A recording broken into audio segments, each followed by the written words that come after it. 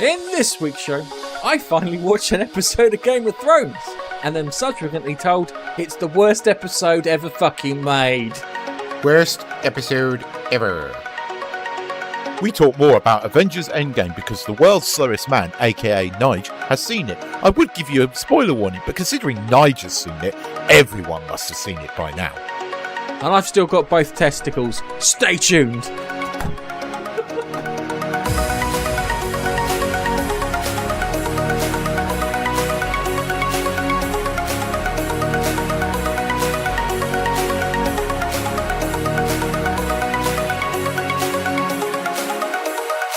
In 3, 2. Hello, ladies and gentlemen, boys and girls, gamers, geezers, medieval times fans, Star Wars fans, Avengers fans, etc., etc. It's this week's Monkey Nut Punch podcast. And like all podcasts, we need a good stalwart. And my stalwart is in the room in the International Gaming Face Punch headquarters. It's Nigel. Say hello, Nigel. It's the Monkey Nut Punch headquarters, not the Gaming Face Punch. Sorry, that was our previous life. It is the Gaming Face Punch / Monkey Nut Punch headquarters. Yeah. Lame. And a man who can only be described as the Ryan Johnson of podcasts. Oh, fuck you! No, fuck you! I tell you, I would beat the shit out of you for that one. That's more insulting than anything you have ever called me before in the past, you bastard. I was hate Ryan drinking my Johnson. coffee when I tell you you, said I that. would punch that man This almost went in everywhere. the fucking street if I saw him. Especially after this week. Not only does he attack his own fucking Star Wars fans, he's attacking Game of Thrones fans now, you cunt. Sorry. But we God, already look what knew you've he was done. a cunt, so I don't know why you're he's worried, even I'll be honest with you. Bigger I don't cunt. care what that man says. I don't know. Who is he again? He's a guy who did Last Jedi. Yes, I know that, but who is he? He's useless. He's rubbish. He's a cunt. Right? It's- He's a cunt. It's funny. We've said. I think we said more cunts this year than we have for our entire podcasting, We're all cunted including our previous incarnation. We've been I don't angry use over a that lot of word stuff. I recently. don't use that word lightly, but he's a cunt. Okay, let's get to the rundown. The rundown. We will be talking about Avengers End Game after we've spoken about Game of Thrones. Now, let me introduce this. Yeah, I'm not a Game of Thrones fan. All right, these two know this. I'm not really. I don't see what it is. How many episodes you watched? Three the best, I thought, but one of them is now. Let me explain. I'm not a big Game of Thrones fan. Anyway, I switched on my phone after the episode aired, and it was inundated. There was stuff left, right, and fucking centre. This big fucking hoo-ha over the internet, yeah, about how they had misrepresented one of the characters in this story, yeah, by getting the hedgehog wrong in Sonic the fucking Hedgehog. Not joking, there was fucking everything everywhere. It was Sonic the Hedgehog, the literally- eyes were wrong, everything was wrong, everyone was It fucking had harping on that. teeth. Had teeth, the lot. But I also watch Game of Thrones, and if you're a Game of Thrones fan, I can understand if you're a little upset at the moment. I'm not a Game of Thrones fan, and I think you've been, how can I put it politely, discoed. I think that's the Feel like best we've way of describing Fucked it. up the bum is what I feel like. This is if you're not a Star Trek fan and you're a Game of Thrones fan, yeah, and you watched that episode and you were like, kind of, it was I like the production, but the characters kind of weren't there, and it was a bit wrong. That's what it feels like watching Star Trek Discovery constantly. That is the feeling for Star Trek Discovery. Anyway, I watched it. I've got a little disagreement with Nigel on the fact that I couldn't fucking see anything for 30 minutes of that entire episode. There was no lighting. Gareth, turn up the brightness on your TV. It's your fault that you couldn't watch this episode, according to the two Doug and Dan or whatever their names are. There's not Turn enough. up- There is. Keith, I can run frames through fucking Photoshop and find out there's not enough data. I agree with you, but that they blame the fans. They're saying that the TVs, you need to your TV settings are all wrong, and that's why you couldn't see the episode. So, Yeah. so we've been watching That's what they TV said. for the last 30 years correctly. Yeah, Wrong. No, wrong. Star wrong. Trek Discovery, really fucking dark. I mean, really dark, yeah? We can still see what the fuck's going on there, even though we don't want to see Michael Burnham's face. So I don't get that there wasn't any data there. I know what they were trying to go for, and they were trying to go for moody, but they failed fucking miserably. It looked like they were covering up a lack of budget from my perspective. It looked like you ever watch Garth Marenghi's Dark Place? Nope. In Garth Marenghi's Dark Place, it was like a horror series set in the 80s. And they turned around and they made an observation that their scripts were running short. So instead of producing a 22-minute episode for Channel 4, it wasn't long enough. So they thought every scene without dialogue was considered for slow motion to cover up the lack of content. And that kind of felt that kind of step in this. I had to watch, as I said, there's lots of stuff on YouTube and I had to watch it. So I'm going to turn to Nigel first because we've already had a disagreement over this. And then we will let Keith rant to his heart content. I suggest, Keith, that you write a list while we're talking and go through the points on the list so you don't repeat yourself, because I know you're just going to get caught in a recursive proper loop. fucking angry about this. I think we've Right, been. just We've write had your list. Yep. Just write your list. Right, No, your it's list all while right. we're, I've got while 3 we're points. politely That's talking. it. I've got 3 points. points. That's it. Okay, all right. Right. So the first one we disagreed on was the darkness. Yep. Okay, it wasn't all dark. No. Yeah. The bit Correct. where the dragon set fire to fucking everything you could see. Yeah. Yes. The Yeah. bit with the Dothraki, is it Dothraki? Dothraki. Dothraki, I yeah. wanted With to call them the Arabs. I really genuinely want to call them the Arabs. The Arabs were running out with flaming swords. Yep. All I could see was the flaming swords and maybe a bit of them. They Yeah. are. They They're meant to curiously be they like. are based on desert warriors. So you're not. Okay. You know, far. like in They're- 300. Yeah. They In 300, the people are attacking them. I think it's Yeah. meant to be based on Okay. The Persian Empire. Yes. Well, Arabs. I'm not a million miles away. I No, think you're it's not meant to be many miles based on away. them. But yeah, I see what you mean by the bit. Now I've got a Panasonic TV. I've had it for 10 years ish. 1080p, and it's a pretty bigger decent than TV. Yeah, 50-inch, man. And I didn't have too much trouble. I didn't have to change any of the settings on my TV. I see where people are struggling to see what's going on, and I didn't have an issue with it because when I saw the Dothraki going off when the Dothraki stood there looking out into the darkness, that's just it. It's just meant to be dark. You're not meant to actually see it. Yeah, but When hang they on, went running into Yeah. the darkness, okay. and it zoomed up to Danny and John looking Her on. name's not Danny. Everyone calls her Danny. I'm Daenerys. right in saying that. It's Daenerys. Her name's Daenerys, All right. but Danny, This is- because I couldn't be asked to say Daenerys, but now I've said it 3 times. As I said, John calls her remember- Danny. John refers to her Yeah. as Danny in this episode. Okay, all right. Because I always thought there's a joke online about a guy trying to set up a medieval fair, and the character's name is Danny in the medieval fair thing, and they've taken clips out of it. I'll show you it later. It's fucking hilarious. So I just want to make sure I'm not picking shit out of comedy routines that I've watched on YouTube. So, back to that scene. You see the Dothraki with their lit up swords charging in. Okay, and then their swords start diminishing. They start going out. And Yeah, I have no issue with that because from where they were stood, you wouldn't be able to see anything except for them, and that's all you could see. No, And that's perfectly fine. Right, okay. in my What- watching the I'll swords, argue- watching those swords sort of go out one by one, that was intentional, and that's allowed to be dark. But Nigel, I've got one of the best laptop screens on the bloody planet, right? And I had to up my brightness to full, then go into the VRC settings and up the brightness even more, just to see what the fuck was going on. And seriously, that I scene, don't or- have it set up wrong. So the guy's telling me that I got my TV set up wrong. I'm a fucking Uber No, TV that was- geek. No, Fuck off.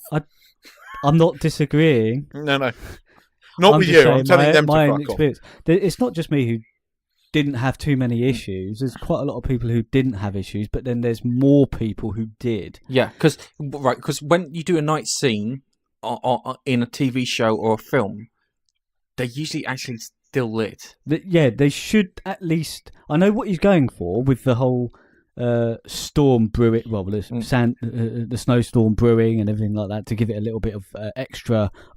Oh, fuck! What is out there? Because that's what the characters themselves are feeling. Because I think he was trying. I don't know, but I think he was trying to put you in their perspective by going, I can't fucking see anything. Not intentionally, maybe, Not to the point that you're saying you need to turn up all the fucking brightness to the fucking moon, but I think it was meant to be to give you a sense of surrounding and all that sort of bollocks. There are tricks to doing this, yeah. And if you probably not into, you probably don't watch as many horror films as I do. No. And let's think of one off the top of the head that you might be. Alien. Okay. Yeah, you watched Alien, the first Alien. Yeah, there are scenes where there's a guy, I can't remember his name. He wears a cap, and he was told to find the cat, and he's in this very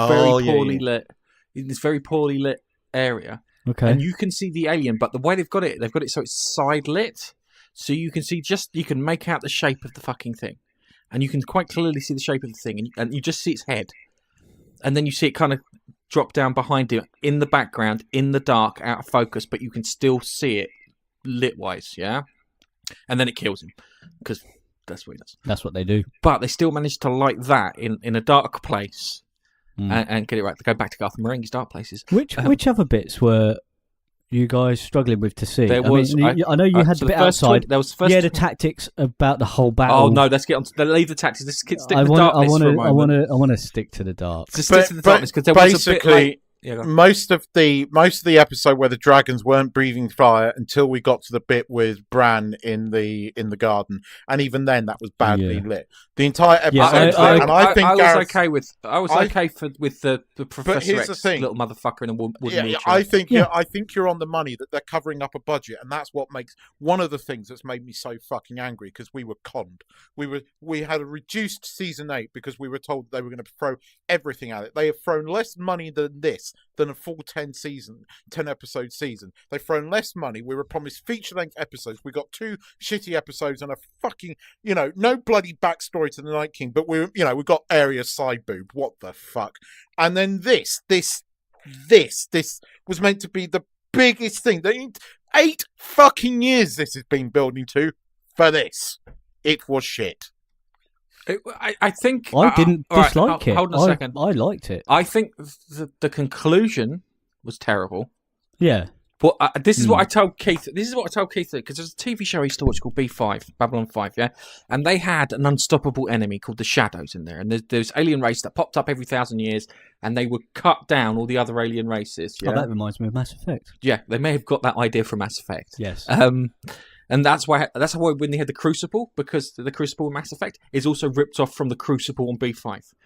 He turns around. They got into a massive fight with the Shadows and the Vorlons, which are 2 races fighting each other. Okay. Yeah, and the guy, there was this really old alien turns around and goes, we can't beat them, so we've got to form a Crucible and force them to understand that what they're doing is wrong. That was the idea of the Crucible. And when they said that in Mass Effect, I thought that. Anyway, in B5, they were fighting the Shadows in the end of the 3rd series, yeah?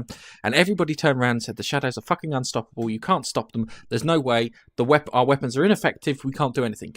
They figured out that they can use... The Shadows were being, like, remote piloted by people, and you could put a telepath in the way, which would then interfere with the Shadows' connection, which allowed you then to blow them up. Yeah. Okay. So they went out there and they got a load of ships and they fought them. They didn't stop them. They lost 2 to I think it was 1 to 3. So every one ship they took down, they lost 3. But the Shadows ran away. Yeah, and that's what I looked at the end, and she should have dropped, stabbed him in the thing, snapped the knife off. He should have then looked down at the wound, seeing he was bleeding, pushed it, realised it's burning. He can't take it out. None of his guys can take it out, and then fucked off. And then they should have all gone, they can be beaten. We learnt that they can be beaten. This is not my analogy, but this is the best analogy that describes it. They just killed Darth Vader halfway through Empire Strikes Back. That's what they've done. And you're telling Cersei is not the big bad. She is just not. She's just an annoying little twat. She's Morgana from Merlin. She just won't fucking die. She's even got that fucking smirk after every time she does something shitty. You see, Gareth, you watched the first episode of Game of Thrones. The very fucking first scene is a White Walker killing a human being. They have been building the White Walkers throughout every fucking season. Yes, we've had all this political shit, but you get 1 or 2 episodes every season where you get a glimpse of these fuckers. And then we had that the best episode where Jon finally battles them a couple of seasons back, which was epic, right? And we were was that told in that village? Yeah. And we were told it was going to be bigger, badder, and better than that. And then we got this shit. And look, I don't have a problem with Arya killing the Night King. It should have been the final episode. I always knew or had a gut feeling she would be the one that killed him because they've been building that through the entire thing. So for all the misogynists that are complaining about that, and there has been a lot of that, fuck off. They've been building this the entire way through. Go and watch it again. Hold on a second. From my limited understanding of Game of Thrones, right? My limited understanding of Game of Thrones, there were two people who were going to take that. Two people who could have taken down the Night King, and that was Dany, and Jon Snow. It was never going to be Dany. It was never going to be Dany. It was they were always building Arya to do it. They even had that moment in that battle. Yeah, and then she realised, oh shit, he can't get affected by fire. Yeah, but hang on, Dany's superpower is the dragons, and he was never going to be affected by fire because fire doesn't kill zombies, right? They have spent every season training Arya Stark. I thought, right, given what you've told me, it sounded like she was supposed to kill off Cersei. Yes. With some really fucking cunning shit.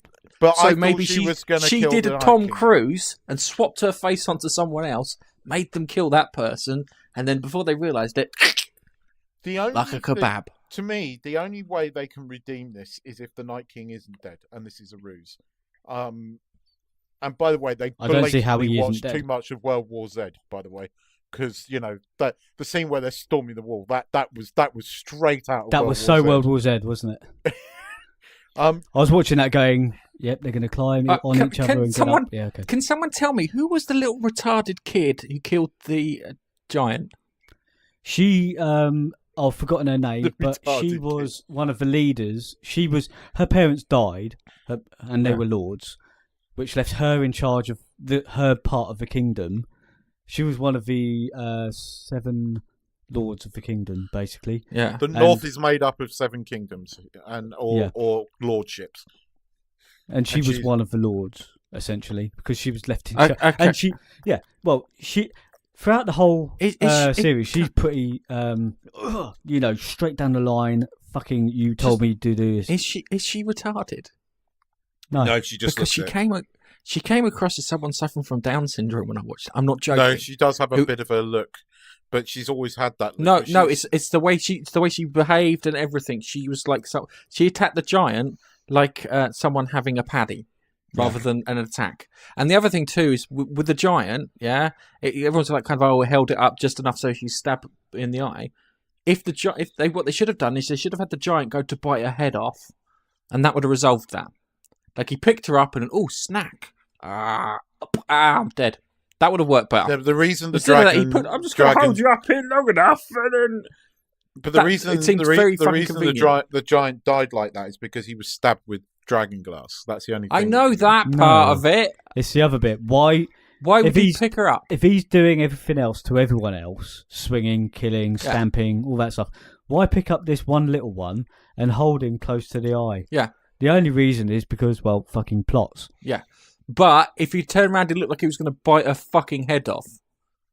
That would have worked better. If he'd have just gone, like, he stopped for a quick Mars bar halfway through the fight. Even if en route to mouth, she picked out this knife, and instead of stabbing, because she's a break enough, have a break, mate, have a kick. Yeah. She throws it like you do an axe or a throwing knife. Throws it straight in the eye, bang, dead. Yeah. Like, oh, she's done, but she's dead because he crushed the fuck out of her. Yeah. Okay, fine, fair enough. That's the bit that got me because it was like plot point too convenient. Yeah, it was convenient. It didn't feel natural. It felt like fucking crowbarred in there. Do you know what I mean? But then same with the barriers outside. It's like that got me. The trebuchets should have been in the castle walls. The archers should have been on the castle walls. The Swiss pikemen from medieval Total War should have been outside the only reason that the Red Witch turned up in that episode was so we could see what was going on. Yes, because she turned up and then the light switched on. Let there be light. Yeah. That was that. Okay. The other thing that got me. She had literally no trouble. The Red Witch had no trouble lighting up the Dothraki swords. Why can't you just light the fucking bad guys up? Why is it she couldn't light the barrier so quickly or easily? What because was the the issue dead, there? because the dead Because were dramatic. touching them by that point. So the deads or the White Walkers were touching them. Therefore, they can form ice. So it was the ice fighting the fire.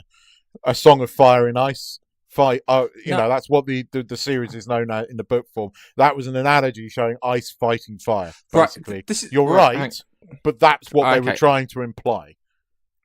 Okay, because that looked a bit weird. Because if you'd have turned around and said, "Has anybody got something sugary? My blood sugar's low. I'm hypoglycemic. I can't do this." Well, no, because you saw them freezing the posts, and she was trying to counteract the ice. Right. Okay. You may have seen that, but it was dark. No.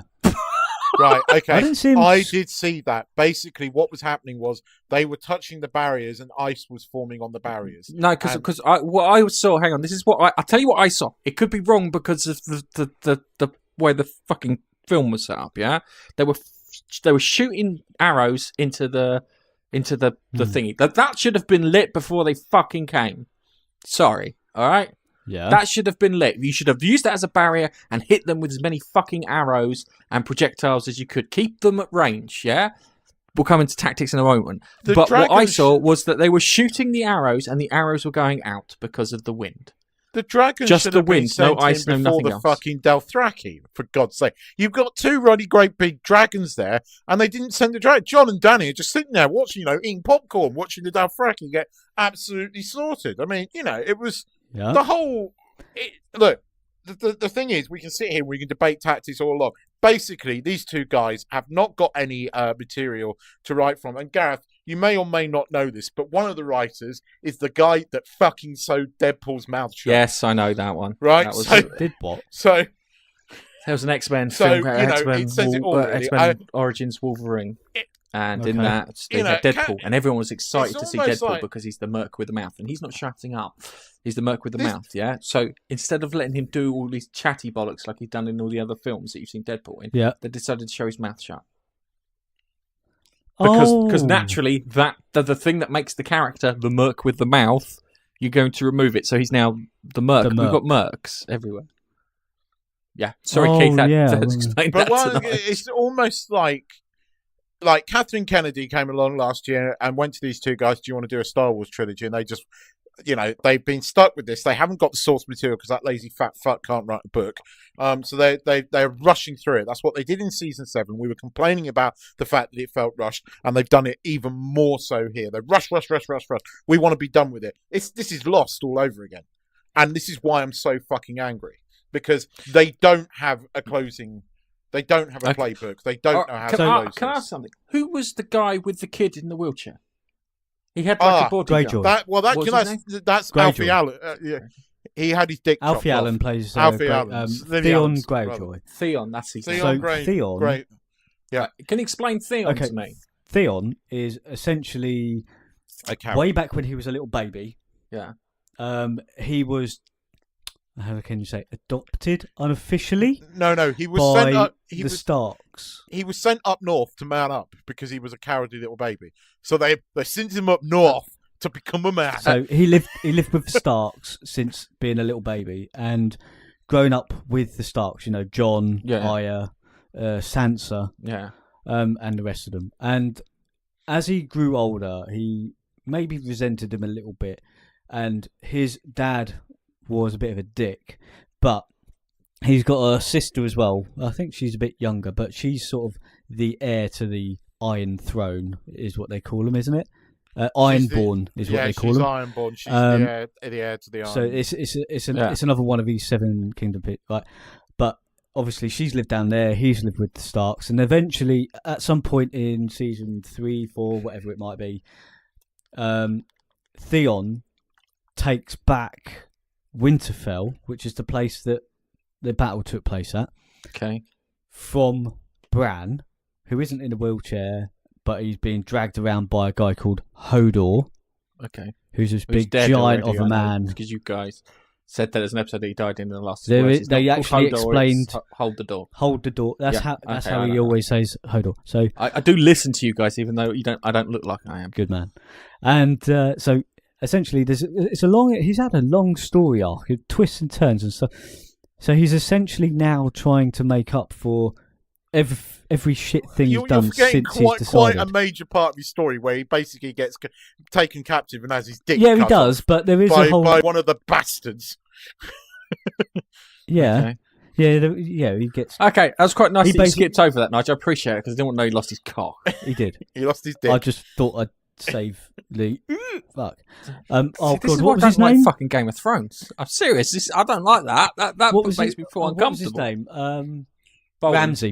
Ramsay Bolton. Bolton, football. Yeah, and so basically he kidnapped him, kept Yeah. him locked away, emasculated Okay, him, all that alright, sort of stuff. okay, So he's had this okay, quite So long what's and his convoluted- relationship to Wooden Xavier? So Wooden Xavier is essentially his adopted brother because Yeah. Bran is the brother of Sansa and Arya and Jon.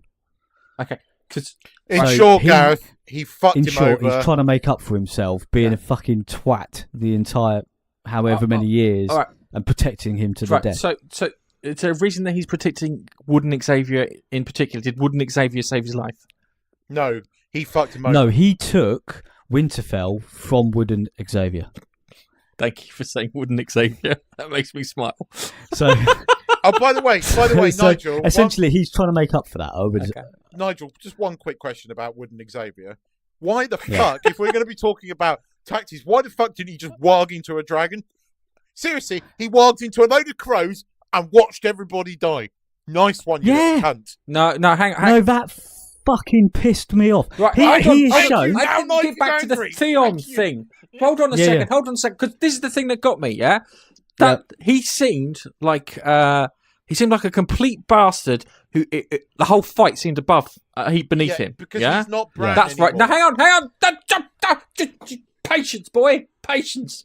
Right? He seemed like the whole thing was above him. Yeah, and when the fucking ice zombies turned up to get him because they were after him, he looked at this Theon. Yeah, Wooden Xavier looked at Theon. Yeah, and he turned around and it was like, oh, well, do shit. I'm gonna die. It's like I'm gonna die. He's like, yeah, you're gonna die. That's how it was. That's how it came across without dialogue. Yeah, it's like, no, go on, you fucking die. I don't care, you die. Who? Xavier. Wooden Xavier looked at the guy and said, he came across as a complete bastard. And I said, Yeah. I haven't watched this. Yeah, this is why I thought he was going to become the fucking Night King, because he's got enough cuntishness to beat him. Pardon my language. Yeah, unfortunately, I haven't seen the episode where he becomes the Three-Eyed Raven. Before that, he was a child, basically, like a 15-year-old. He's the one that gets pushed out the window in the first yes, episode. he is. He is. That's all right. That's why he's in the wheelchair. Fucking hell. I've watched 3 episodes, so I Yeah. can And put he some of these threads together quite well. he becomes the Three-Eyed Raven, and from there, once he becomes it, he says he sees everything at the same time, past, present, and future at the same time. So he's sort of there, but he's not. Yeah. So he's a bit distant, and I find it a bit fucking annoying, if I'm honest. Yeah. That, like he said, he has shown he's got the ability to warg, like his eyes go white, and he takes over fucking crows. Fucking animal of choice. He's got all these animals to choose from. Chooses a fucking crow, the most useless fucking hang on, bird. I know why they've done that, because do you know anything about Norse mythology and Odin's crows? No. Yeah. He has 2 crows, thought and memory, But and I think it's like he's got 3 crows, past, present, and future. crows And it just literally actually just done could that. be something else. Gareth, you might be right. What's that? The theory that he might, or whoever's theory it was that he might become the Night King, you might be right. Do you know why I said that? I've only seen that episode. He looked exactly fucking like the guy. Because they could there have was a done theory. this on purpose, be pissing off everybody and not saying much, because they know in the final episode the night he is actually the big bad and he becomes the Night King or something, because There was a crows theory. also signify death, nevermore. Yeah, there was a theory a couple of seasons ago where they said, have you seen the shape of Bran's face and seen the shape of the Night King's face? They look very, very similar. They must We be the same haven't person. seen. We And haven't then seen they the Night showed the King's origin. creation. They showed the creation of the Night King. Yeah. They showed the creation of it. It was the children of the forest took the first man That entered their and thingy. sacrificed him because they were starting to encroach and started to treat them like shit or whatever. Right? Yeah. They took the first man, sacrificed him, and that created the White King or whatever The Night King. That created him. But because the three-eyed raven can be past, present, and future at the same time, it could always be that is Bran as the first man. But you don't unless fucking something happens. But I was expecting Bran to walk the fucking people, the White Walkers nearby in the courtyard, walk them and get them to attack the main guy. I thought I was expecting something. Just right, hang on. I just want to kind of wrap my Theon thing up quick. Yeah, because we're talking about Wooden Xavier or Bran, as you're calling him. All right. Yeah. Because there's a bit where he tells me to go out and die, and he charges instead of doing the sensible thing where it's like kind of going one at a time or all together. It's still the fucking same to me, yeah. Yeah. And then trying to take out as many as he could. But he did a dumb charge towards. He just did a fucking. He'd done well up until that point. He'd taken out quite a few, and then he just did the fucking most stupid thing I've ever seen in a fucking TV show. Well, there's quite a few things that are fucking stupid, but not in this context because he'd actually shown he's got a bit of nous when it comes to fighting, and then he goes and does the typical noob tactic of and run full pelt. You know what he should have done? Leroy Jenkins. I'm fucking dead. Has someone got a res? It was that. I know you guys have got your fucking problems with this episode. Mine is that. Yours is that. Mine is that. I remember I'm viewing it from an outside perspective. All I've learned from Game of Thrones is you two harping on about stuff as I've been trying to stay awake. That's my issue with the whole episode. I'll tell you what. I'll tell you what, Nigel. If Bran turns out to be the Night King, all is forgiven. But if we get 3 episodes of them fighting the Gold Company and Cersei, that's it. That's it. I will be done for Game of Thrones forever. I will never watch it again.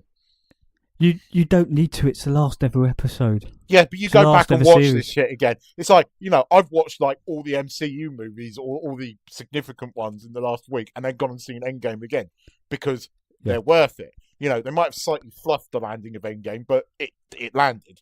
This at the moment, they've not only missed the fucking runway, they've missed the fucking country. I was hoping. I was not expecting episode 3 to be the fight. I was hoping they were the White Walkers were going to turn up at King's Landing first, decimate everybody, and then go to Bran.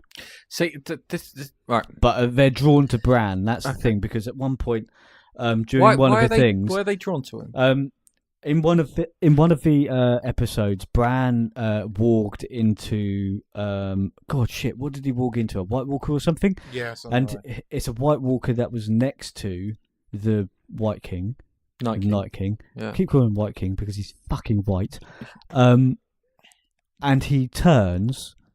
Nobody else can see him because when he walks into something, nobody notices. But he turned and looked at him square on, and he goes, "Oh, that's a bit weird. He can tell I'm here," because he's been to other places in visions, and he found out Jon's lineage by watching it. Yeah, actually, he was himself, wasn't he? He was himself. He wasn't walking into someone. He was him. He's projecting himself like Doctor Strange does. Yeah, and viewing what happened in the past and stuff like that. And astral projecting. He decided to have a little check and see where he is. And he's gone and he's walking through. Nobody can see him. And he's walked up towards the white Night King. And he turns, looks him in the eyes and grabs him on the arm. And he's projecting. And he's gone, fuck. pulls himself out. He's got an icy arm. And he's got an icy arm. You might have seen that in this episode. He had an icy arm. Right, okay. And because of that mark, that's how he knows where he is at all times. Okay, because I'm going to be honest with you. Apparently. I'm going to be honest with you. That whole thing of the Night King going after the boy, or wouldn't Xavier or Bran, yeah, we're missing something. I don't think they've shown it all. I think we're missing something. I'm not surprised if you next week you get the fucking battle from a different perspective. No, you won't. We won't get it in this episode. They're going to sub their expectations and do it in the last episode. If they're going to do anything, it's coming in the last episode, and then all will be forgiven. But they at the moment, for me, they fluffed it. But you could be right. If I move away from my anger and actually look at it, there are several things here that could be pointing towards. Did I say to you in a previous podcast? I think I did. Yeah. I said it will be Arya who sneaks up. Oh yeah, but I don't have a that. problem with that. I honestly don't have a problem with that. I have a problem But with John throughout the whole of this episode because he didn't fight anything. So fucking hide from a dragon. I mean, come on, he's Jon Snow. He's Jon Snow of the North. I don't know why they showed him basically following Dany everywhere on a fucking thing. And then him sitting there looking out, watching Dany execute all these fucking walkers, and he's just stood there looking. Do the fucking same, mate. Help them out. You know, they're surrounding you. Get out there, fucking kill them all. There wasn't an episode. There was a bit. There wasn't an episode beforehand where they talk about tactics. They were stood around, at the end of last episode. Don't you remember? It was all about titties and fucking people getting drunk and singing songs. They were stood around the table with bits out going, well, we'll have Bran in here with the weapon. Yeah, there was a little bit. And we'll have Theon. Theon's going, yeah, I'll do it. I'll protect him. There was something. Okay, but that was about it, right. Really. Other than that, tactics was shit. Who you wouldn't have thought that these guys were hardened commanders and generals, would you? But really, Dany, I thought, as soon as she landed on the floor with her dragon, I thought, what are you doing on the floor? You're in a dragon that breathes fire. What's a dragon going to do on the floor?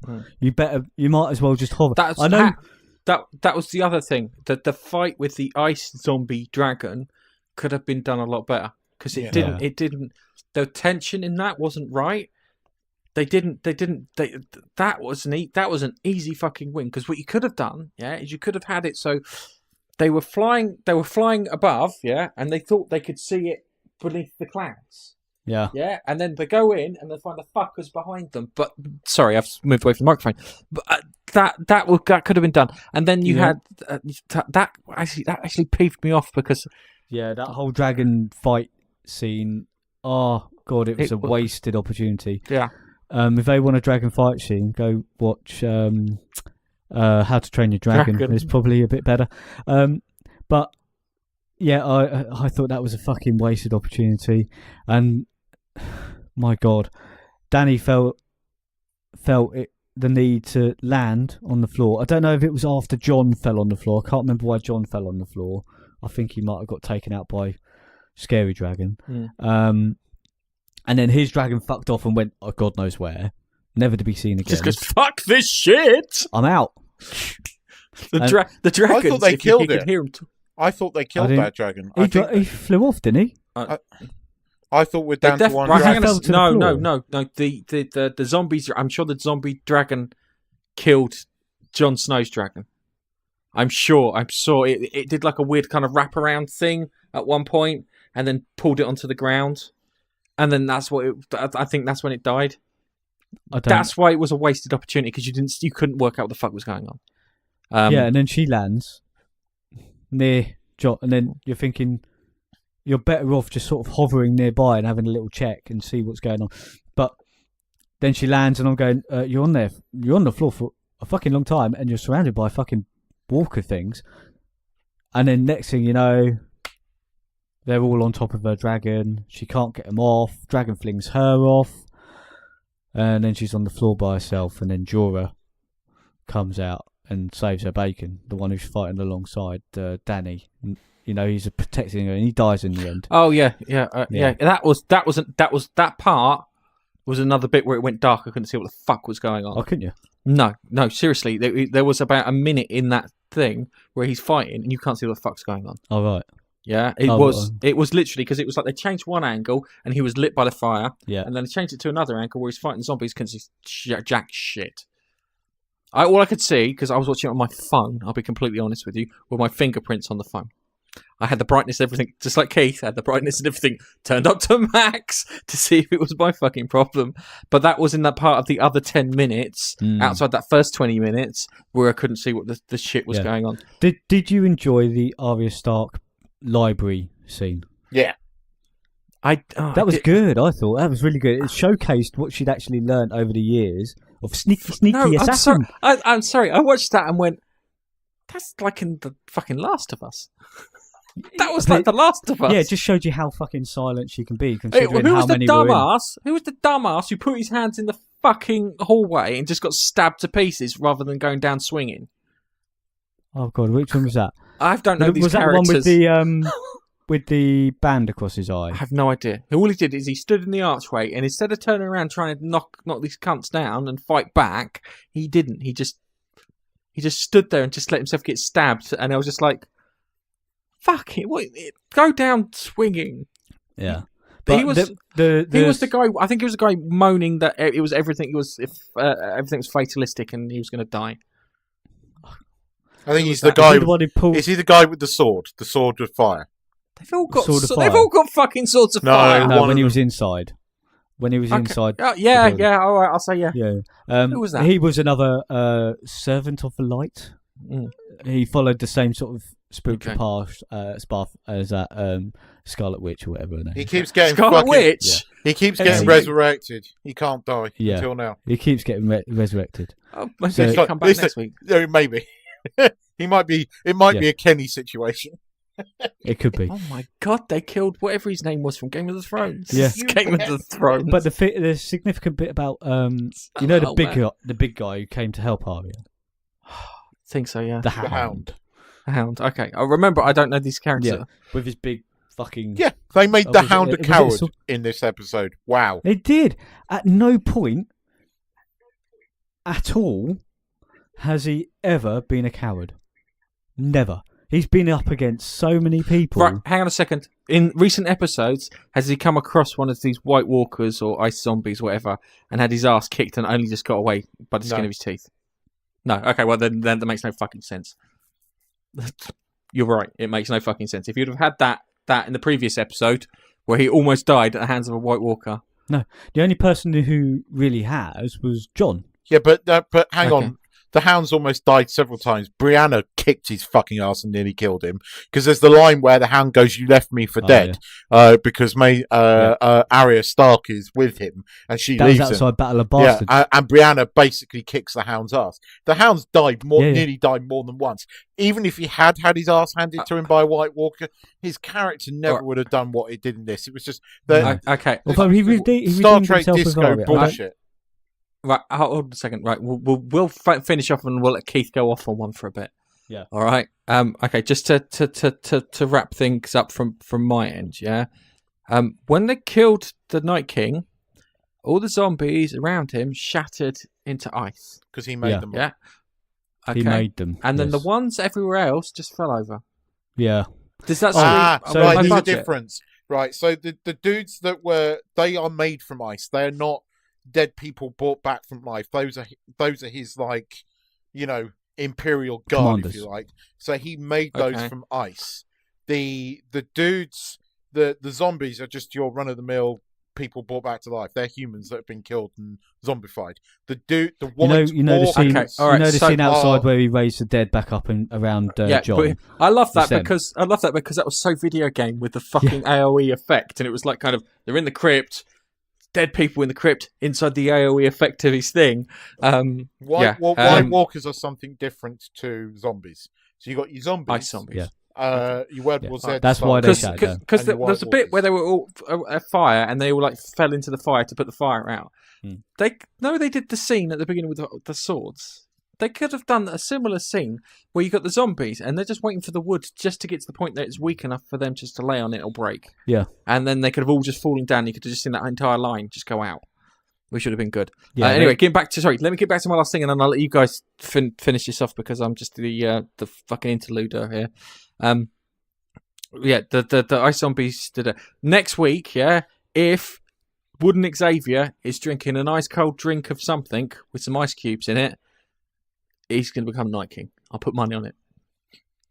If he's got a nice big glass of ice water, because he's drinking the fucking ice, the Night King, and that's how he becomes him. I've got a feeling you might be right, and in which case that takes the wind out of my sails a bit, because that would be awesome and cool and very good. Because if I wanted to fuck you up, that would be how you do it.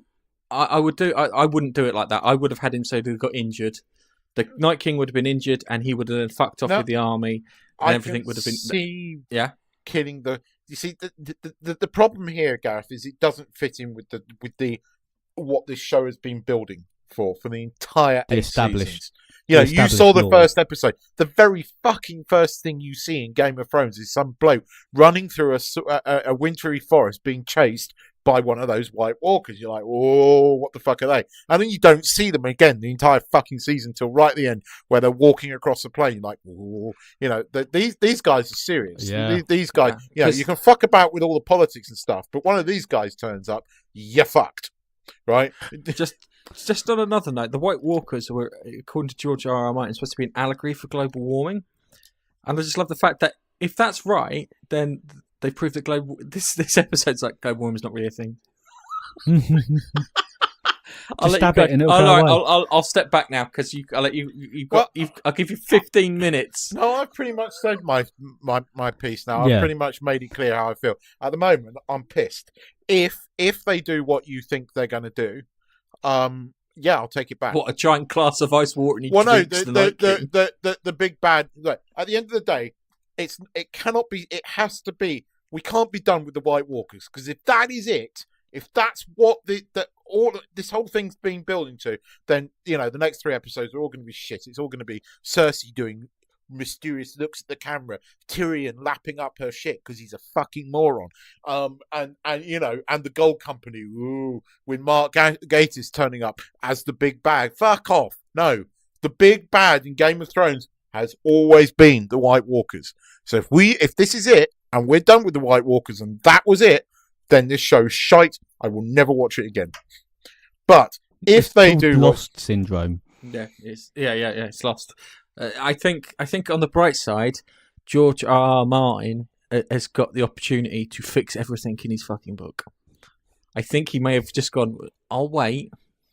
I'll see how that's received. I'll see how it's received, and then I'll fix everything in the book. And that's why he's waited 10 fucking That might be why years. he's waited that, so he can fucking just swoop in at the end of the day, and they go, the TV show was good, and then went shit, but the books were much better. So going back to John and the courtyard, where he couldn't get to Bran to assist him, and he was held off by the dragon. The dragon was in the courtyard. The one that's the fire. rotten-looking one, yeah? Yeah. The zombie dragon. That was zombie dragon. That one was brought back to life at the end of the season 7, I think. Which is how they got through the wall with the zombie dragon blowing it all down with his ice fire. So, do you think, John stood up and just screamed at the dragon because he was frustrated or whatever? There's a theory that he's actually shouting, "Go, go, go." And he's shouting that to Arya to distract the dragon up on the wall so she can get through and shiv the Night King. No, there's another theory, because she's a faceless, isn't she? She doesn't need to do that. Just before she turns up to stab, jumps into the air doing her heroic thing, you get a shot of a White Walker turning its head slightly. There's a theory that she could have been one. She could have disguised herself as a White Walker, or the White Walker. Well, I said this to you. I said this to you that my theory is he would dress up as a White Walker and walk up next to him and go. I saw her walk into frame though. That was after the penisless man died. She walked into frame from the back. Did she? I missed that. Yeah. I'm gonna have to find it. Oh, well, okay. Maybe Theon charged Night King because he saw Arya, distracted everyone watching him do stupid shit, he didn't. and she snuck in. No, he didn't see her. He was dying by the hands of the Night King, and then she walked in from the back. Oh, right. That's what I saw. You sure? As you see her walking from the back, and then he turns, and then shit happens. Well, mate, but the Night King sees everything. Oh, so you know how he missed her. I think she was disguised as a White Walker, but look, there's so many things. Well, that's what I think. That's what I said. I think we're not going to know everything until the end. I think that in 2 weeks' time, or 3 weeks' time, when we talk about the very final episode, either we're going to be very happy or seriously pissed off. Okay. Do you know what? They could probably just get Dany to give Arya Stark a little lift to King's Landing, drop her off, say kill Cersei. She puts a face on as a maid or something. Goes, oh, I've got your chamber pot for you, miss. Or you've got your fresh fruit for you, miss. Where would you like? Do you need a hand putting a dress on? Okay. And then she's in the room. She's dead. Out you go. Bang. It's the end of Cersei. Because she has the ability to do that. But then, so does Bran.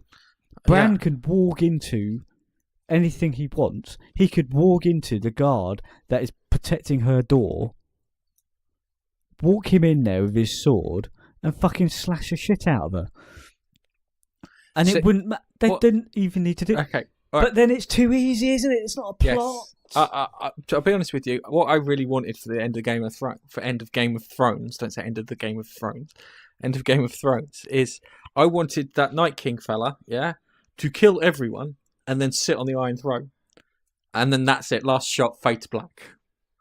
Yeah. He kills everyone there, so it's red wedding times 20. Yeah.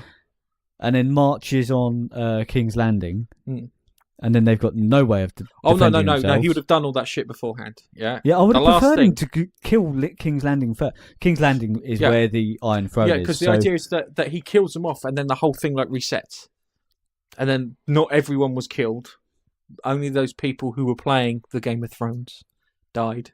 So the normies survived, and then the whole thing kind of starts up again, and leaders and bits come back, and then it's like a cycle. Like with the Shadows in B5, or the Reapers in Mass Effect. I would have accepted that. Well, okay, all right. Okay, so we've done Game of Thrones to death.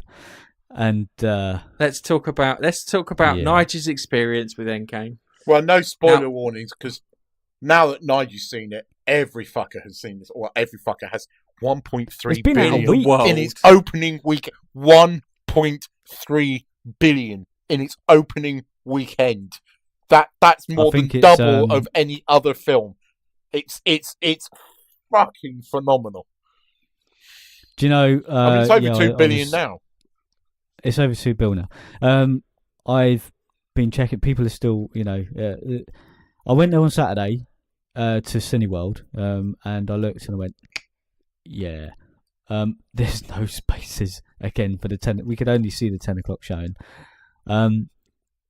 So we walked to the Odeon. That's just it's only a small way, a kilometre away. Is that one near Frankie and Benny's? Yeah, Frankie Benny's gone like now. One. We went there to watch Planet Apes. You remember we went to that one together? Yeah. Although it's a bit old now, and the seats are a little bit old. And Cineworld's nice and shiny, with better inclined seats. Yeah. So everyone can see, even the kids. They don't need boosters anyway. We went to sit at the Odeon, and there was hardly anyone in the Odeon, but everyone wants to sit in Cineworld because it's such a better cinema. I'll tell you what, Nige, right? Western films here, right? They usually come out, you've got two versions. It's the English version or the dubbed into Thai version, right? And the English version in the two local cinemas that we've got here only ever play for a week, and then they disappear, right? Not only was it into its second week here, which is telling, the cinema was packed. Now, when I went to see Infinity War the second time, a week after I'd seen it before, it was dead. The cinema was heaving. It's a week and a half here in Thailand, and it was heaving. It was full. It's just phenomenal. And do you know what? I think it was a remarkable achievement because I managed to get through the trailers and 3 hours without needing a piss. I did that too. I purposely went. I went for a piss I did. before I went in. I went for I pissed, and I was like, "This is a piss to empty my bladder completely, not a piss because I need to relieve myself." It's like everything has to go. Yeah. And I said, I was studying with my son. It's like, "Can you have to clear everything out?" And he was like, "All right." And you know, I was sat watching the trailers, and I was thinking, well, the advert started, and I went, well, we've got about 20 minutes. And I turned to the kids, and I went, go, run to the loo, use the loo now. Make sure it's empty. Empty the tank, boys. And they come back, and I was like, oh, do you know what? I should have fucking gone, just in case. So I did the same, and I come back, and they were doing trailers, and I was like, fucking, this is going on for ages. Anyway, and the film hadn't even started. I don't know about you two, but the start of the film, when I say the start of the film, the first hour and a half, was so fucking slow. I know it's to build. It's actually... But I was so bored. I timed it today. Asleep. I timed it today, right? It's actually quite clever. It's an hour. It's almost exactly an hour. Then they start the... Right. Then they start the time heist, and then you've got an hour of that, and then the final sort of act. Each act is roughly an hour long. It's quite clear, and actually, it's the second act where it starts picking up. But there's quite a lot in that first act that you got to pay attention to, which I missed. And there's a line, there's a throwaway line at the end of the third act that I can't believe I missed because that's exactly how Black Widow's coming back. How's that? Because he did save her. Because the Hulk says, I tried to save her. I tried to save her. So he intentionally tried to save her. Captain America returns the Soul Stone. Returns the Soul Stone. Oh, so you think it's like a deposit? Yes. Yeah.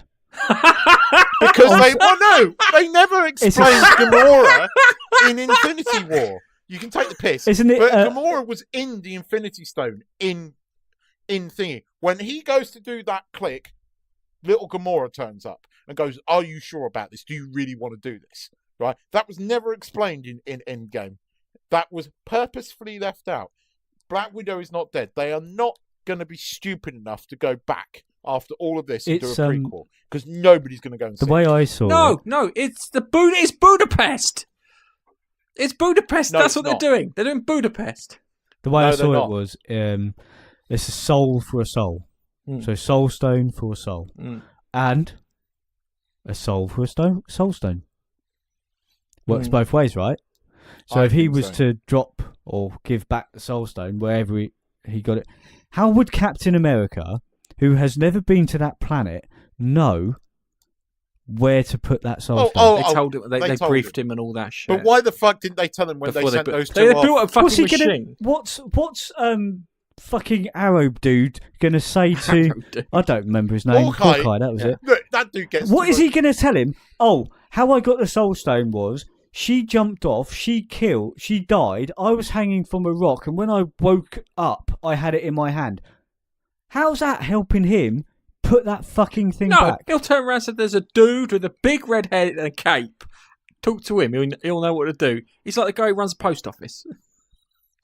I'm telling you, Black Widow's alive. The movie is going to be about her regaining, because she's going to have lost her memory or something lame like that, and it's going to be her. It's going to be an origin story within an origin story.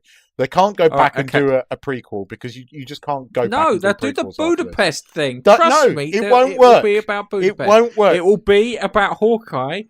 Fucking. It won't work. Not after Endgame. You can't go back after Endgame. You can't. It'll be going back. It will feel wrong. After watching Endgame, Captain you Marvel. can't do a prequel. Do you think they did Captain Marvel, mate? Yes, but Captain Marvel was a retcon. It was retconned. It was prior, wasn't it? Retcon, whatever it is. It was retconned and it didn't work. It was a con. Do you know what? The scenes with her in it. Not that I want to do a disservice to what she did in the film, but she became the Avengers secretary. I'll take the calls and sort everything out. I'll eat lunch while I'm working and while I'm filling out the paperwork for stuff. a they say to her, "Well, where the fuck have you been?" And she goes, "There's other planets that need Captain my help. Marvel. Yeah, Captain Marvel. There's other planets that need my help, which don't have you guys." They're like, "Oh, fair enough." I thought, yeah, They have Nova Corps. okay, but then she knows that Thanos is coming to this planet, and they're trying to deal with Thanos. And she fucks off again. No, she fucks off because they killed Thanos. They killed Thanos. No, she was And gone then for half of the fucking and then we've film, got this mate. really No, more than that. It fucking was much better. stupid. Much better. Don't I know. underestimate. Mate, Keith, she found out about that, right? Yeah, she's there. You know, she was called by fucking Fury and whatnot. She saw on the screen that Fury was dead. But then they tell her what their plan. They tell her what their plan is to get Thanos, and she said, "Oh well, you know, he's doing this to other planets they don't have." So she made it sound like she's been protecting other planets from Thanos, She hasn't been doing a very fucking good job at it. which is bollocks. but- Wiped out Nova Corps. But it's Yeah. Captain. And it's then after that, she fucks off again. she fucks She doesn't off. help him move. She fucks off after they kill Thanos, and I can understand that. I can't believe I'm defending Captain Marvel because I can't stand her. But she fucks off after that. That kind of makes sense. No, my biggest problem, and I still have two huge problems with this. I like it more, and I had a lot of fun watching it again today because there is a lot to like about it. No, Right, my no, two biggest don't problems get me with wrong. I this did are enjoy the the film. 5-year time jump, which they're just not going to be able to make work. Because the Right, more I hang on think a about second. it, the more I have an issue with it. Right, hold on. I've got two things. Yeah, one, the 5-year time jump causes a lot of problems, and two, I think I may have been the only person who spotted the X-Men Easter egg in fucking in this. And now I checked into this because the guy Hawkeye is in Tokyo fighting the Yakuza. Yeah, All right. yeah. Yeah, so he's fighting the Yakuza and he kills this guy. Yeah, that guy was in Wolverine as a Silver Samurai. Okay, now I checked to see if his name was that character, but he's not. He's not that character from the thingy. He's what was referred to as a Ravager, which was, if you remember Logan. Do you watch Logan? Maybe. Yeah, the guys that were hunting down Logan and the girl were called the Ravengers, which don't exist in the MCU without the X-Men. So we now have our little kind of. If you're paying Snippet. attention, the X-Men may turn up one day, which would be quite cool.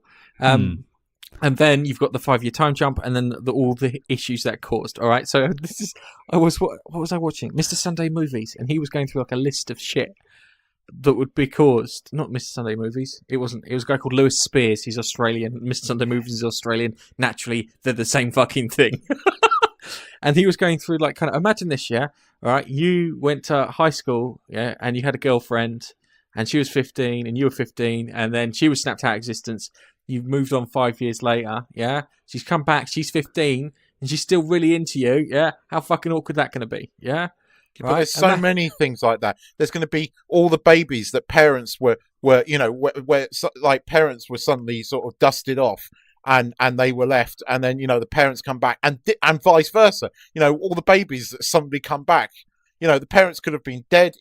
That whole 5-year time jump, and it was all because Tony wanted to keep his daughter, which is actually really fucking selfish, right? And considering what the character does at the end, why didn't he snap everything back, realizing how selfish he was being, and snap everything and reset everything? Because this 5-year time jump causes so many problems, and they're not good problems. In fact, having people that have been gone for 5 years coming back can be quite fucking traumatic, when you could have saved everybody from that, from snapping your fingers and bringing them back at the point they were snapped out at.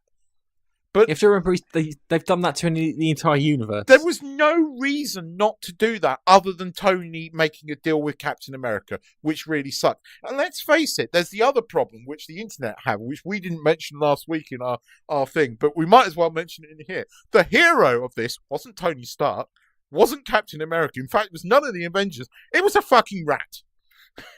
It was a rat walking over, because without that rat, none of it would have happened. Hang on a second. Are you sure that wasn't Stephen Strange? well, it could have been. Do you know what popped to my head? when that rat was running over that thing. Yeah. Teenage Mutant Ninja Turtles. It's in a fucking van as well. It's in the van. It's the same What's the guy eating van. pizza and reading a book? Hang on. Isn't It's the same van. Ninja Turtles are Marvel? Mirage Comics. I thought they were Marvel. Mirage Comics, mate. Oh, okay. Not It Marvel. is exactly the same type of van, and a fucking rat was running over the little keypad in the front of a Teenage Mutant But Ninja hang on a Turtle second. van. But you can say the same for Star Wars. Yeah, you can. The gunnery sergeant on the Star Destroyer.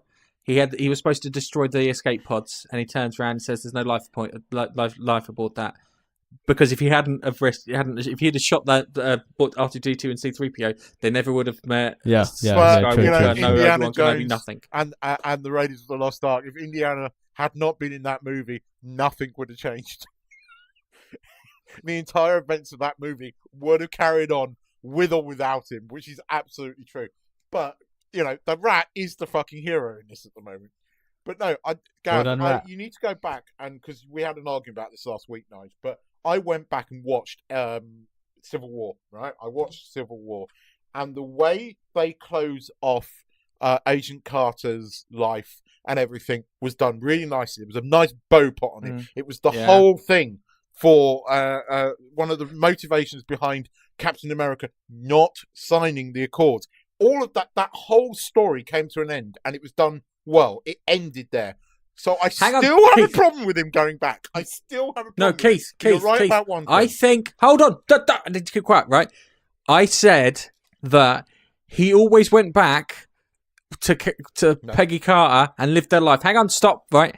And he did that, yeah? Now, imagine, yeah, that he knew, because he'd already done it, about Civil War, yeah?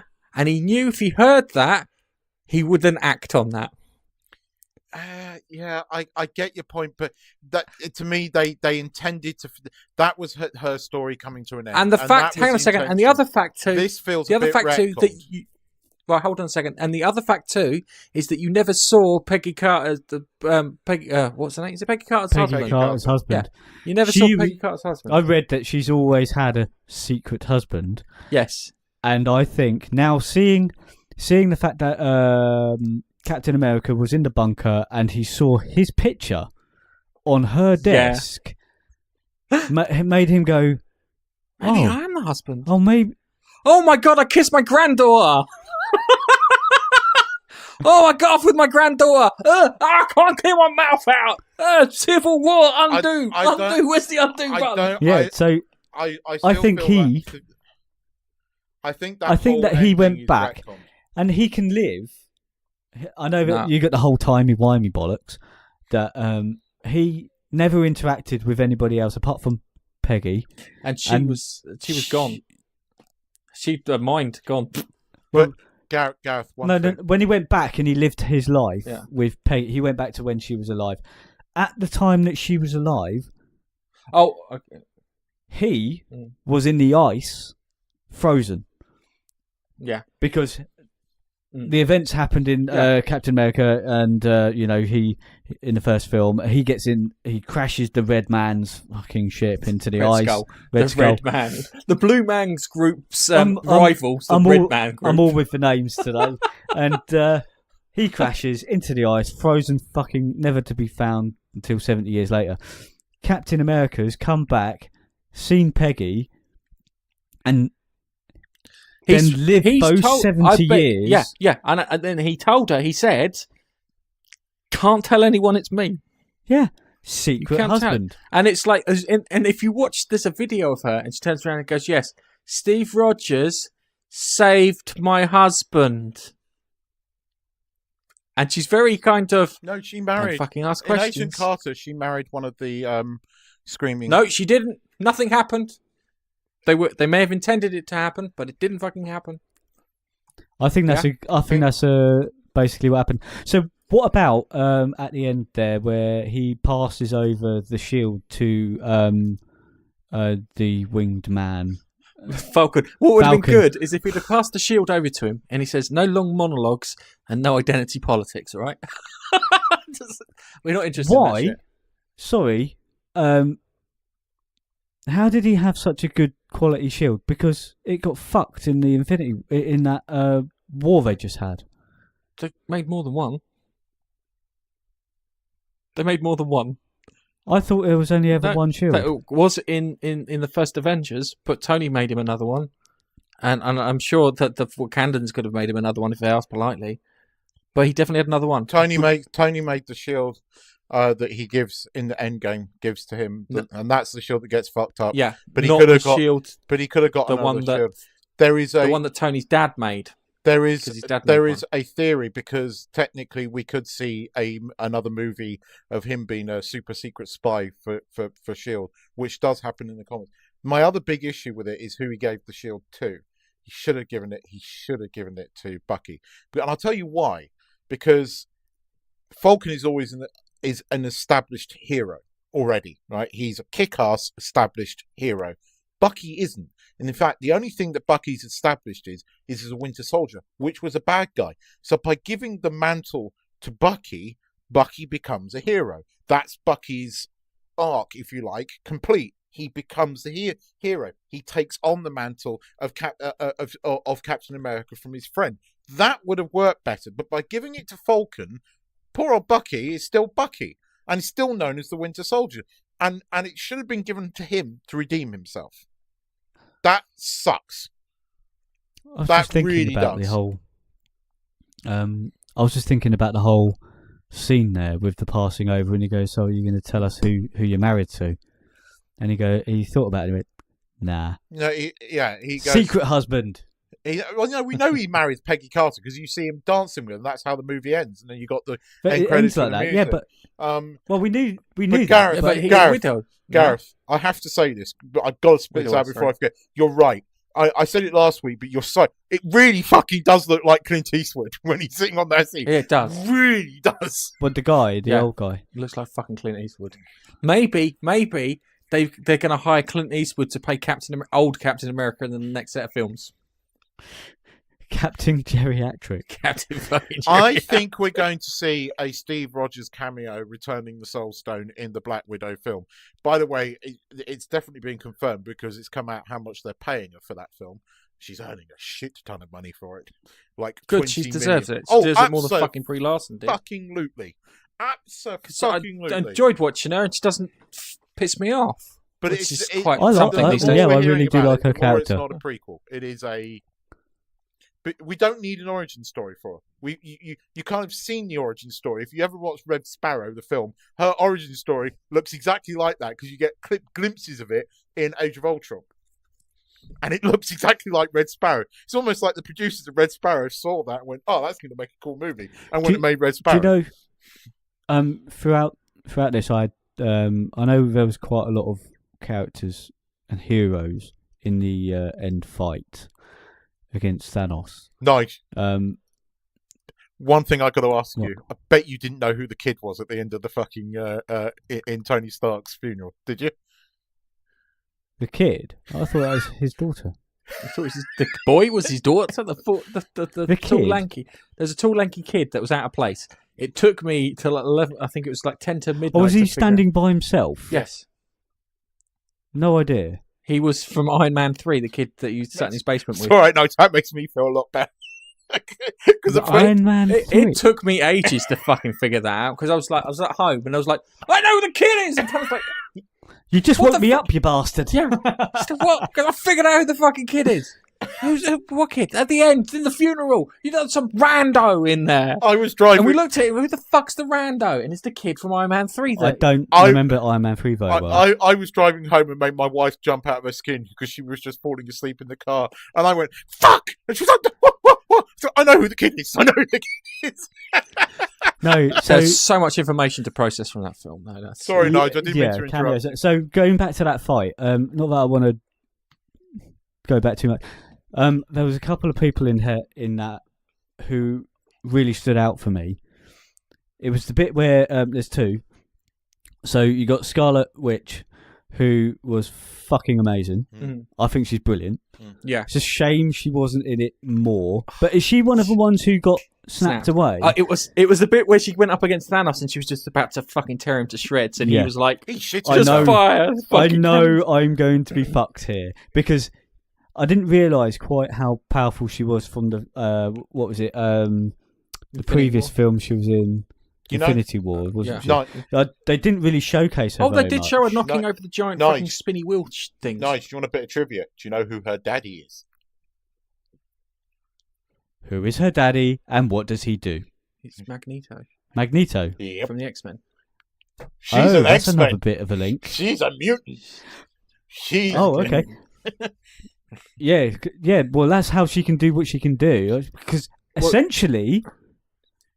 essentially, she's out of place from everyone else because they've all got gadgets and things like that to propel them to be, apart from Steve Rogers, who was injected serum.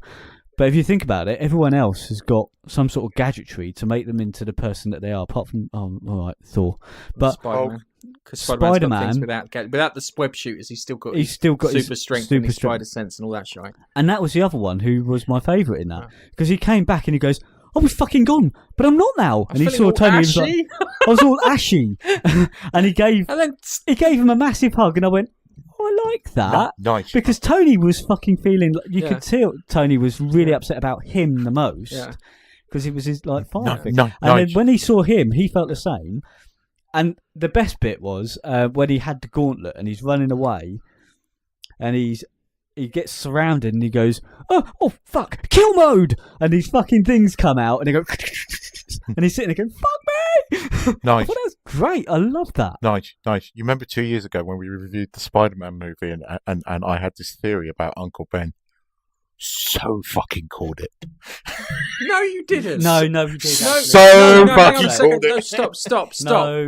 No, because part of that, was with great power comes great responsibility. Never said that. It's coming next. No, it's coming next. Iron Man. Tony Stark is the Uncle Ben character. You are going to feel him so much throughout the next movie. And by the end of it, that film is going to... The next Spider-Man movie will end with him swinging through New York.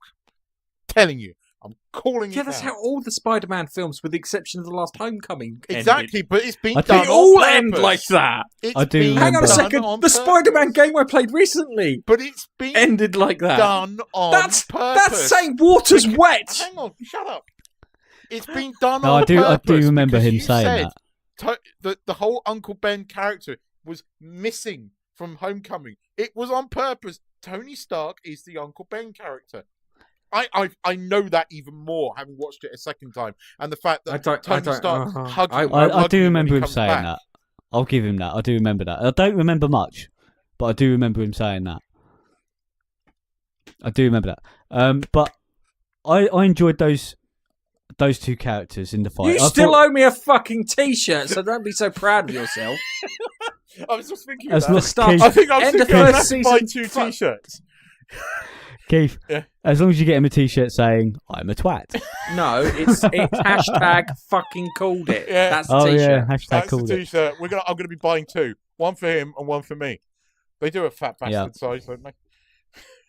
They Probably. must do. It's American, so yeah.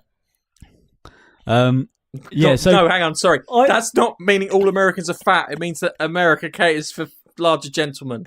Yes. So I have a question. Yeah. Go on. Thanos, right? Yeah. Thanos got from 4 or 5 years ago, into the current year by coming through that quantum realm. Yeah. Right. He shot through, destroyed the fucking thing. Right. Where the hell did that army come from? They were in his spaceship. They're in his ship. His ship is fucking huge, Nigel. Sanctuary 2, which is the big ship that was coming through. They were all on that. I was looking there going, when it came through, it didn't look that they big, had all the donut. It had places for like 20 donut ships and those spiky things that were in the... You don't appreciate the size of the ship, but if you watch Thor Ragnarok and watch the final scene, basically the whole of Asgard's population is on this ship, right? And then the sort of the sort of sting at the end of the credits in Thor Ragnarok is showing Thanos' ship against this one from Asgard, and it's a little speck compared to this fucking ginormous ship. So- it's called a Sanctuary 2. big ship. It's But the Thanos one. yeah, it's big. It's that big. Okay, right. No, that answers that because I was looking at it going, where have they come from? Yeah. What is it? They No, just he had to- fucking appeared on a hill. You know. Okay. Can I just pose something to you, Gareth? Because a thought came to me when I was watching it again. Because I still have a problem with that horrible virtue signaling bullshit scene where you just see all the women fighting. Surely, right? I saw that bit and I thought, where's some men? Feminists' goal is to show how strong women are. Now, if you see these women fighting, alongside men and holding their own, surely that is more powerful and more, showing that women are as strong as men, and sometimes equal, and sometimes protecting, and helping out, than having a bunch of women in a scene that was purely virtue signaling. Yeah, they seemingly come from many different parts of the battlefield to go together really to stand there and pull a pose and then fuck off. That does fuck I off. think because here's the thing. I gagged at that. I just went, ugh, what the fuck is that? You've already hit the nail on the head when you said how cool was fucking Scarlet Witch, because she is the only one that made Thanos really shit himself. Not even Captain Marvel. Apparently, hang on a second. Apparently, lots of people applauded when Thanos twats her with the fucking Power Stone. Yeah. Loads of people were like, "Oh, well done." The Power Stone. Yeah. Oh, He can't takes remember. out the gauntlet. Power Stone And she's trying to stop him from getting the gauntlet. So what he does, he takes one of the gems off the gauntlet, holds it, and then thumps the bitch. Because he's holding the Power Stone. Yeah. It's heavier. No, because it gives him power, so he's stronger instantly. Whereas he shits himself when Scarlet Witch comes with around. Scarlet Witch, and she's absolutely epic. shits. That was a far more powerful girl power scene than that bullshit contrived crap that they put in. You didn't need do you know what? You don't need even if you want to make that scene even more powerful, you would have had I don't know, Thor or Captain Marvel or Captain America or one of Iron Man or something look over and go, I'll fucking leave her to it. She doesn't need any help. But I think that was because Russo, in Infinity War, she comes out and she knocks over these giant fucking rolly things that are killing people left, right, and centre. And who's Denai Guerrero's character, Koye or something? She turns around and goes, and she was upstairs. That's a terrible African accent. I thought it was Mexican. Hey, Gringo! Why was she upstairs? She should have been down here fighting all the time. No, now it's gone weird. Oh, where are you going? I can't do an accent for shit. And anyway, this is why you don't voice act. Yeah, this is why I don't do accents. Yeah. Well, no, in all, I watched it with the kids and my wife, and we all enjoyed it.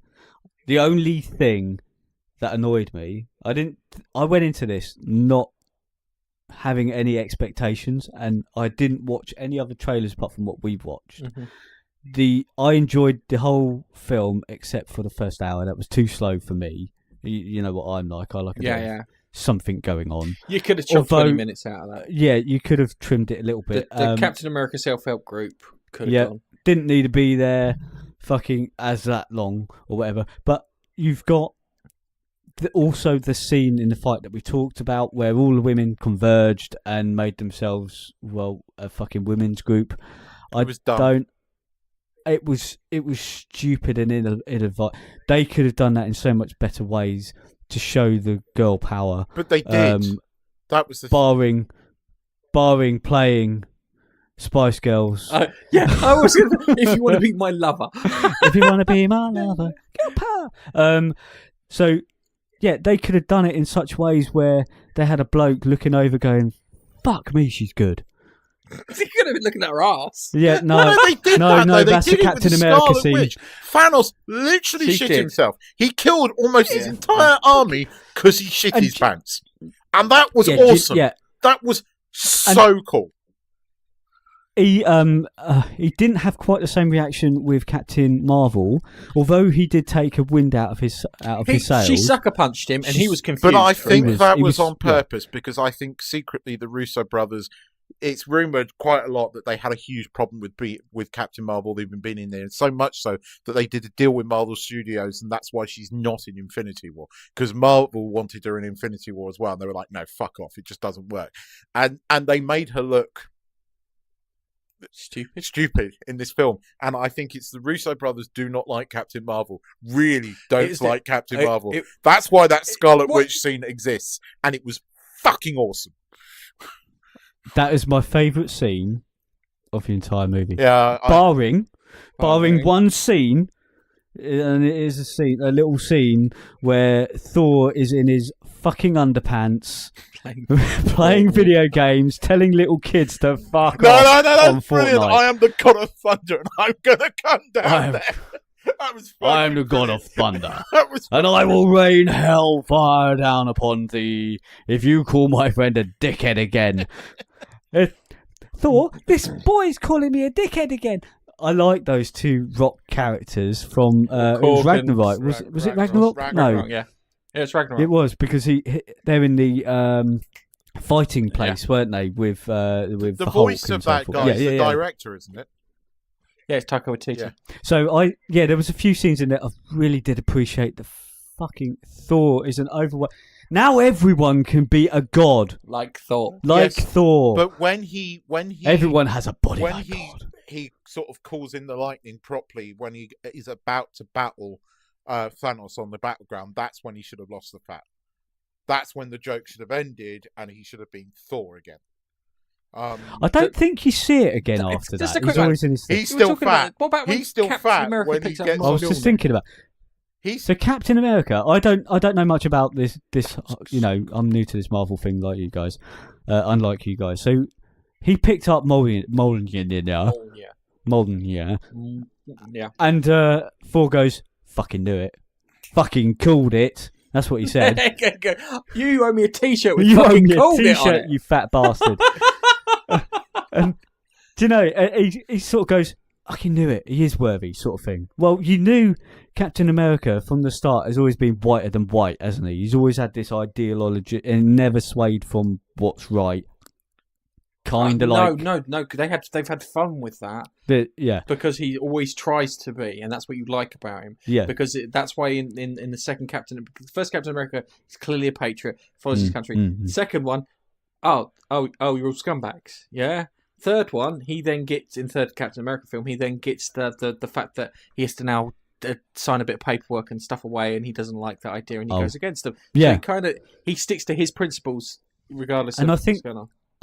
I didn't know it sort of worked like that, but apparently it does. That it's his moral compass is straight and true, and because of that, he could pick up the weapon. And there was a bit in there that made me laugh. Well, all like 10 of us in the cinema. Bit where Thor has picked up the hammer, and Captain America has picked up the new weapon, Stormbreaker, and he goes, "You have the small one," and they switch. I thought it was well done. I enjoyed the film, and it is a film that I'd watch again.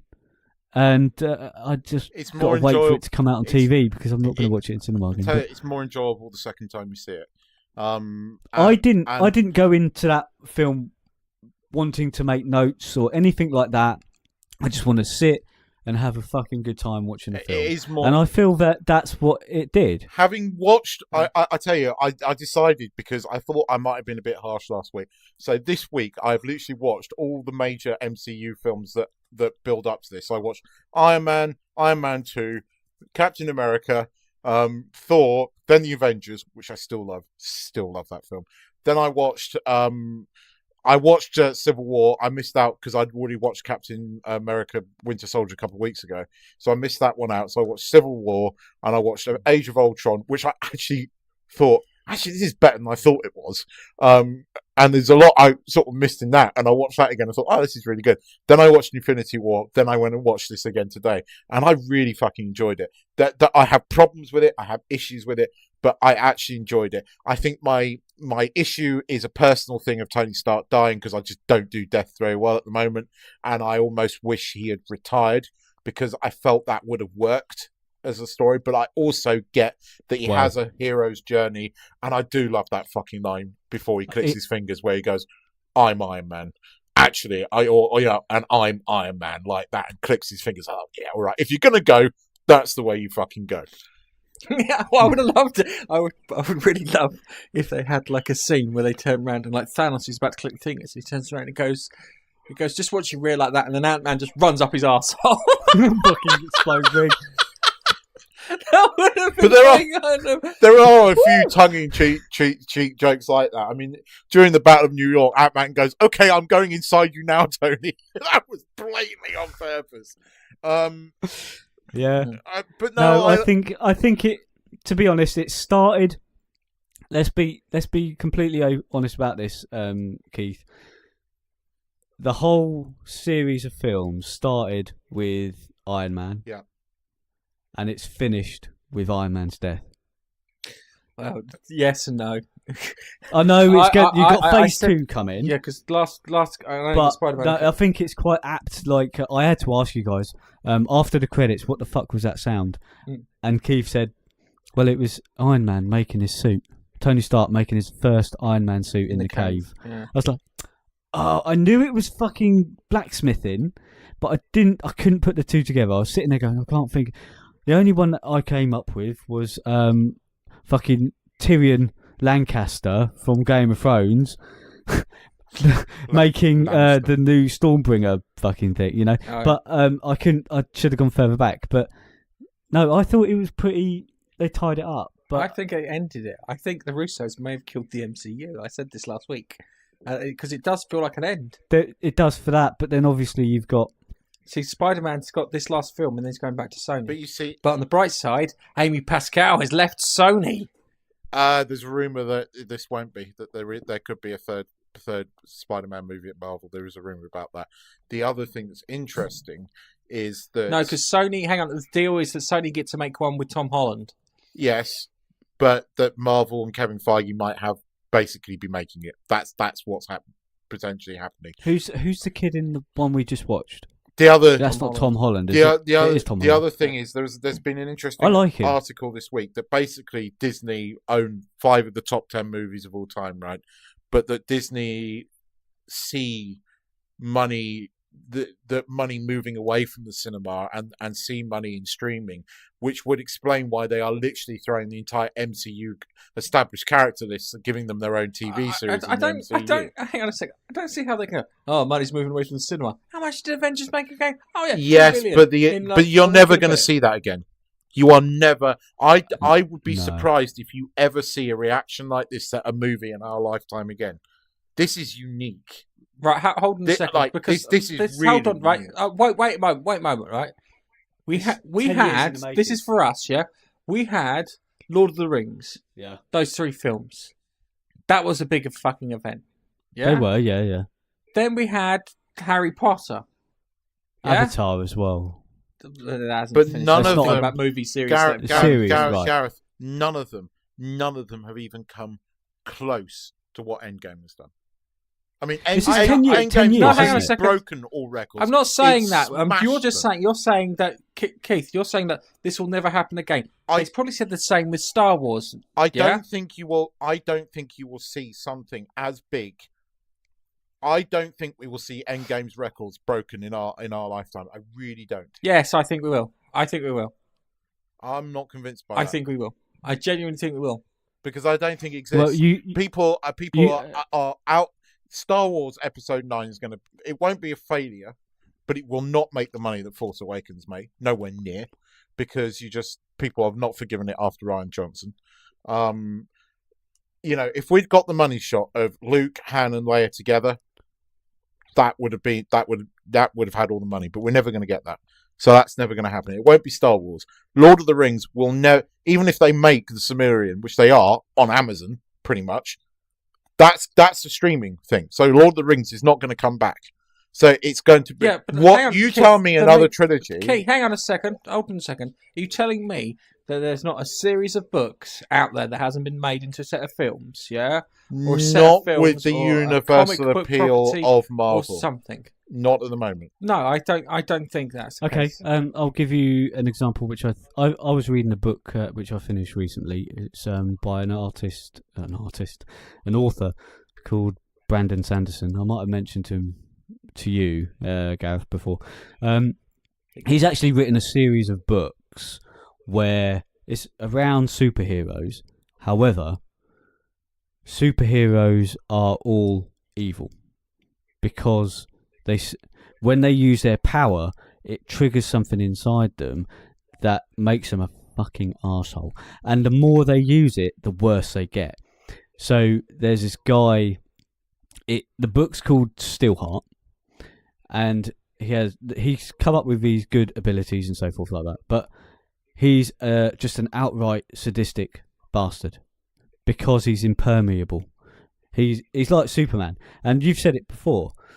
If you're that godlike and you can't be harmed by anything, are you going to be on the side of good? You'd want to rule. If you've got that inclination, you would be like Zod, for example, and try to take over the planet. And that's just what this guy does. And he's got the higher epics with things and what seemingly has no weaknesses, and then you've got lower epics or high epics who have weaknesses, and then you've got lower end epics who don't have as good powers, but they've got some, so they're a bit more reasonable because they can't use them as much, so they're not as sadistic as other people. So essentially you've got humans who don't have anything trying to take on these people. I'll tell you what, and I like the first book I read of this series, and I think there's about 4 or 5 books. I was reading it going, do you know what, this could actually make a decent film series, because he writes fantasy, Brandon Sanderson, and he's pretty well known author apparently. I didn't know about him before I bought my first book of his, and it's really good story, the way it twists and turns and the way they figure out how to defeat these people who have powers and they don't. How do they combat this, because they're being oppressed and all that sort of stuff. So I think something like that, there are stories out there that could blow up if done but right. do you think they will break? You see, I'll tell you what, Gareth. I'll have a bet with you. I'll do an Avengers style Nick Fury bet that you had with Captain America. I bet you a $10, not pounds, $10 US dollars, that we will not see Endgame's records broken in the next 20 years. And I will remind you the following. Yeah, the future isn't written, and inflation is a thing. Yes, but I still don't think Endgame's record is going to get smashed. I think we will, because I think it's unique. Think we will. I don't think we've ever seen anything like it. I think there could be Keith. I think there could be a film that comes out and everyone just goes mental over it. Potentially, look at fucking never say no. I just don't think it'll get that close. Look at Avatar. Look at Titanic. They're just films on their own. Avatar and Titanic, films on their own. And there's going to be an Avatar 2, so you never know what Avatar 2 is going to bring to the table. We don't know. I'm not going to say no, because saying no is like, well, let's give up now. Let's give up. You might as well commit suicide. Come on. No, I'm not being bleak about it. I think there will be other big films. I just don't think they're ever going to do quite what Endgame done, because I don't think we'll ever see that. You probably would have said the same thing about Star Wars if you were around at the time of Star Wars. And I'm prepared to stand and be wrong, and I hope possibly I am wrong, but there is something very unique about the MCU and the way they have done it. And the amount of people that have seen this. Keith, film. how about this? When it comes to we'll just make it Endgame on its own. I will bet you the difference in revenue when that film comes out. I'll have a $10 bet with you, but I'm not betting you the fucking difference. Well, because you're never going to collect it, because I'll die. Die by then. Yeah, exactly. Well, it's an easy win for me. I'm glad I could make that bet all day. Well, I think this has been 10 years in the making. To get to this point, it's 11 years. So if you consider both our kids, sets of kids, they weren't even alive when Iron Man came out, or just born when Iron Man first came out, and I don't know about you, but mine have seen a few of the films, quite a few of the Iron Mans and so forth, and Ant-Man and all that sort of stuff, and all the Avengers films, and they've thoroughly enjoyed it, and it's accumulated to this. This has been 10 years in the making, and now this chapter's closed. Really, apart from what they do with Scarlet Witch. I will not rule out. I will not rule out another film series. Being There like could this possibly be. because I watched. You don't know Lord this of the Rings phase 2 of Marvel, because of what's happened here in phase 1.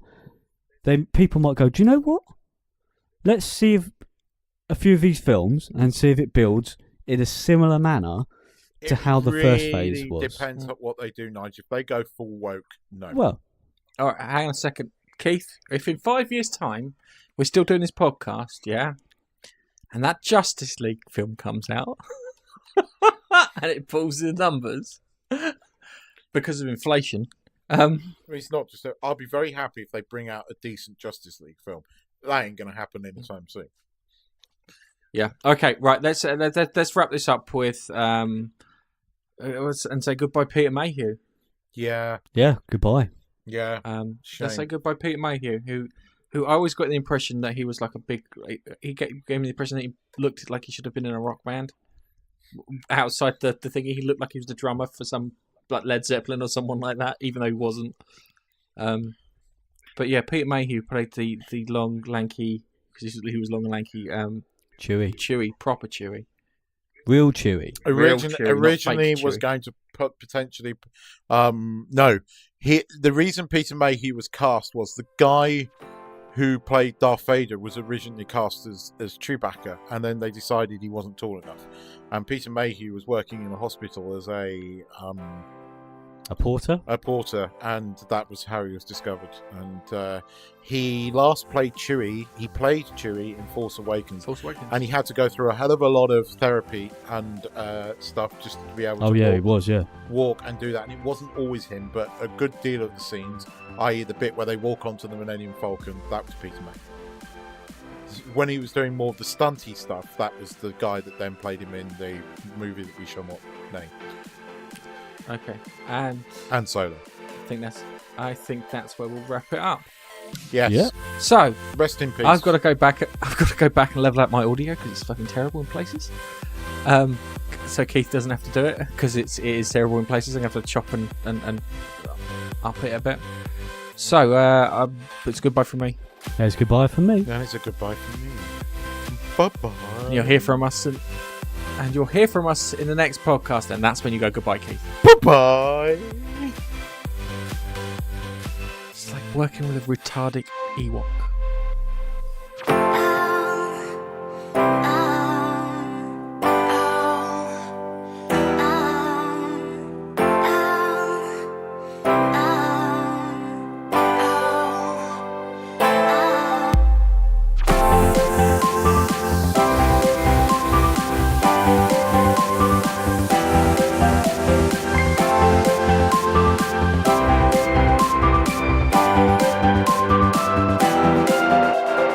Thanks for downloading the Monkey Nut Punch podcast.